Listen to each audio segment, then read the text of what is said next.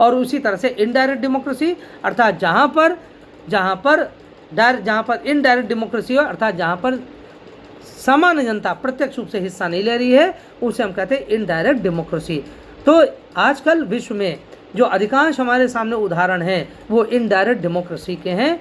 और direct democracy तो Switzerland ही है, लेकिन वहाँ पर भी व्यवस्था बहुत तेज़ी से चेंज हो रही है।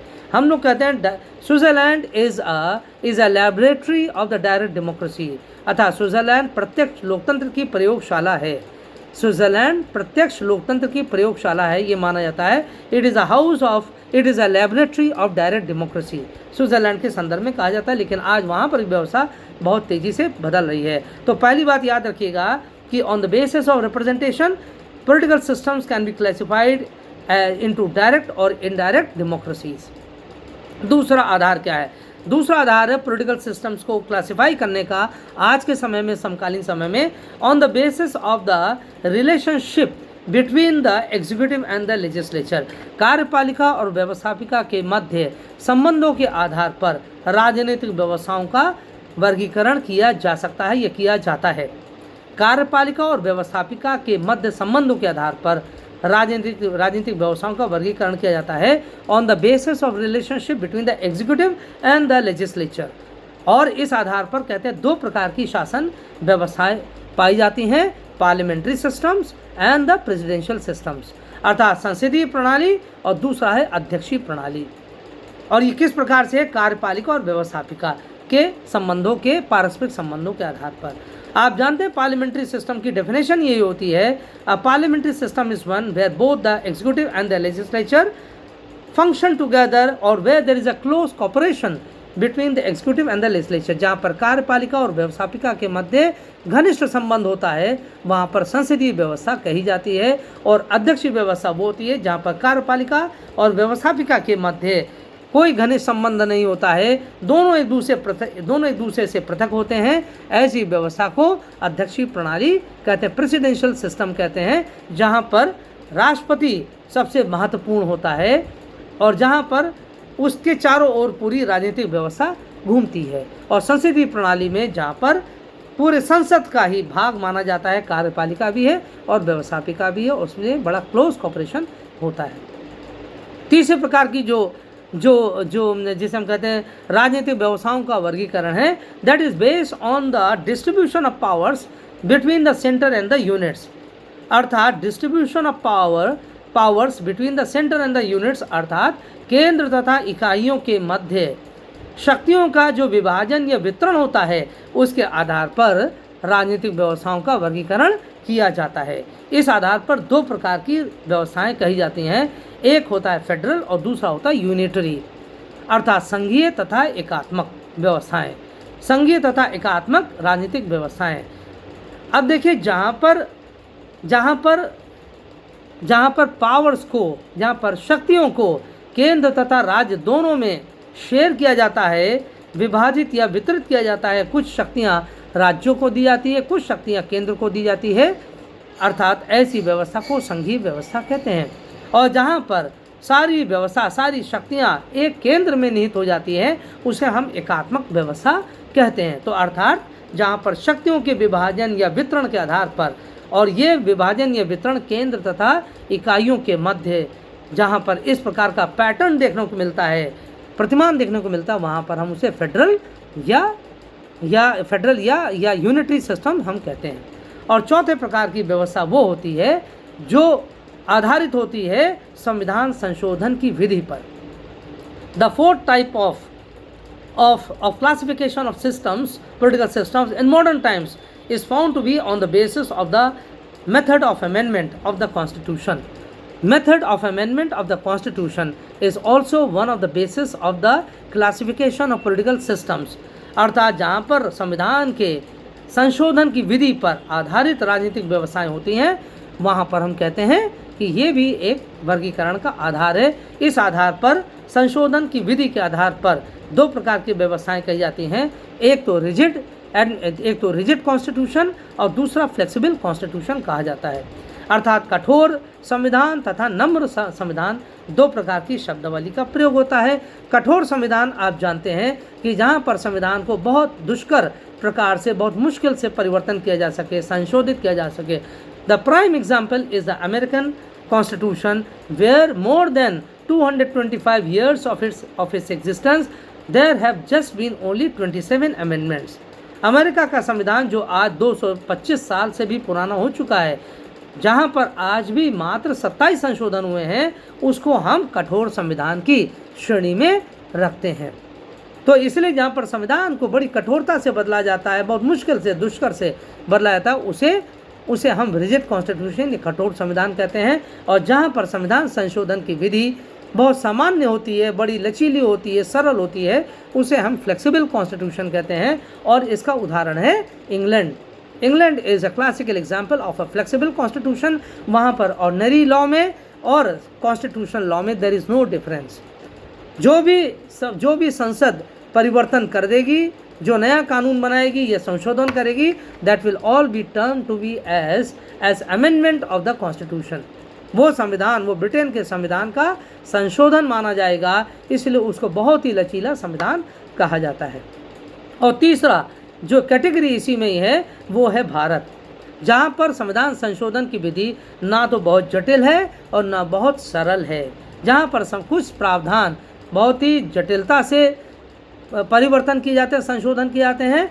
जैसे हम कहते हैं कि bye absolute majority and by the consent of more than one half of the states of India, अर्थात जहाँ पर पूर्ण बहुमत तथा 50% से अधिक भारतीय राज्यों के सहमति के द्वारा संशोधन किया जाएगा, उसे हम कहते हैं वो जटिल संशोधन होता है। और जैसे पंचायती राज, जिसमें 73rd and the 74th amendment जो हुआ था, अर्थात 73वां और 74वां जो संशोधन हुआ था, वो इसी का ही एग्जाम्पल है ना, जो जटिल संशोधन यानी दुरूह जो संशोधन की प्रक्रिया। कुछ ऐसे संवैधानिक प्रावधान हैं जो बहुत सरलता से परिवर्तन किए जाते हैं। फॉर एग्जांपल, अंडर आर्टिकल 3 अनुच्छेद 3 के अंतर्गत किसी भी राज्य का नाम में परिवर्तन किया जा सकता है, किसी राज्य की जो भू क्षेत्र है, टेरिटरी है, उसमें परिवर्तन किया जा सकता है, किसी राज्य को विखंडित करके 2 राज्यों में किया जा सकता है, ये 2 राज्यों को एक में समाहित किया जा सकता है bye simple law of the parliament. इसे हम कहते हैं ये फ्लेक्सिबल लॉ, अर्थात एक सरल संशोधन के द्वारा किया जा सकता है। और इन दोनों के बीच में कुछ ऐसे प्रावधान हैं जो विशेष बहुमत के द्वारा ही किया जा सकता है, और वो है, उसे हम कहते हैं बाय स्पेशल मेजॉरिटी। जैसे न्यायाधीश को हटाना, सुप्रीम कोर्ट के न्यायाधीश को हटाना, या CEC को हटाना, चीफ इलेक्शन कमिश्नर को उसके पद से विमुक्त करना, या प्रेसिडेंट ऑफ इंडिया के ऊपर महाभियोग लगाना। These amendments require special majority of the parliament. तो ये विशेष बहुमत के द्वारा इनको हटाया जा सकता है। तो ऐसे उदाहरण हमारे यहाँ हैं कि भारत का संविधान जो है इस आधार पर कैटेगराइज किया जा सकता है कि ना तो बहुत जटिल है ना बहुत सरल है। तो आज के समय में राजनीतिक व्यवस्थाओं को वर्गीकृत करने के लिए अनेक आधार रखे गए हैं। और देखिए, ये जो आधार रखे गए हैं, ये सब जितने, जैसे हमने कहा एडवर्ड शिल्स ने जो बात कही है, जो गैब्रियल आमंड ने बात कही है, या कुछ हद तक जीन ब्लॉन्डल ने भी कहा है, वो सब तीसरी दुनिया में जो घट रहा है, जो उनकी संस्कृति है, या जो उनकी जनसंख्या है, या जो उनके राष्ट्रीय जो प्रतिमान है डेवलपमेंट के, उन चीज़ों को ध्यान में रखकर किया गया है। तो इसलिए they present all together a different picture of political systems और the classification of political systems before us. लेकिन कंक्लूजन में हम क्या कहेंगे? कंक्लूजन में हम कहेंगे, देखिए, ना जो परंपरावादी राजनीतिक व्यवसायों का वर्गीकरण किया गया था, और ना जो आधुनिक या समकालीन राजनीतिक व्यवसायों का जो वर्गीकरण किया गया, कोई भी पूर्ण नहीं कहा जाता है। None of the classifications can be considered to be as complete और as universal as or as self-sufficient in itself, whether that was done by Aristotle in his traditional classification or by the classification going by the modern scholars or by the contemporary scholars।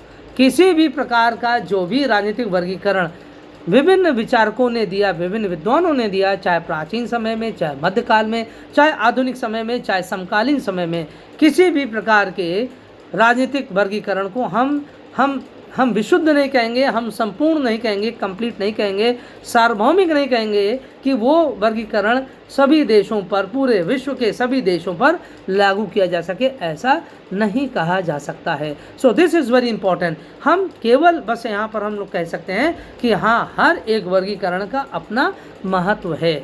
जो Aristotle ने आज से 3000 वर्ष पहले कहा, वो आज के समय में सब कुछ लागू नहीं होता है, बहुत ज़्यादा उसमें से लागू नहीं होता, लेकिन फिर भी उसका लास्टिंग जो सिग्निफिकेंस है, जो अरस्तु ने बात कही थी, उस बात को आज भी अनेक विचारकों के द्वारा कहा जाता है, स्वीकार किया जाता है। तो अरस्तुवादी प्रभाव आज भी देखा जाता है, आधुनिक समय के विचारकों में भी देखा जाता है, समकालीन विचारकों पर देखा जाता है। लेकिन फिर भी अरस्तु का जो क्लासिफिकेशन है वो ऐसा नहीं कि यूनिवर्सल है, हम नहीं मान सकते कि वो यूनिवर्सल है। वो उस समय के लिए उचित रहा होगा, उपयुक्त रहा होगा, but it is not consider to be very apt और very suitable for modern times और कंटेम्प्रेरी टाइम्स। इसी प्रकार के जो आधुनिक समय के विचारक है, अर्थात जो आज से लगभग पिछले 100 साल से लेकर 50 साल तक पिछले जिस प्रकार से राजनीतिक व्यवस्थाओं को देखा गया, राज्यों का, सरकारों का वर्गीकरण, वो भी अपर्याप्त रहा है, क्योंकि वो पूर्ण रूप से पश्चिम देशों के दृष्टिकोण से लिखा गया है,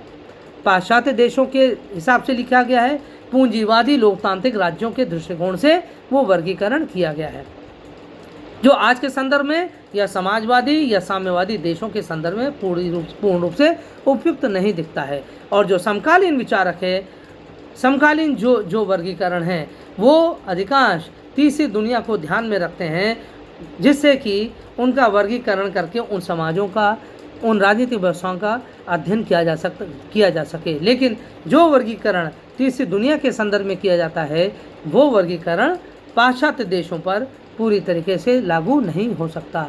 तो इस प्रकार से कुछ लिमिटेशंस हैं जो हर एक वर्गीकरण के साथ जुड़ी हुई है और हमें उसको स्वीकार करना पड़ेगा।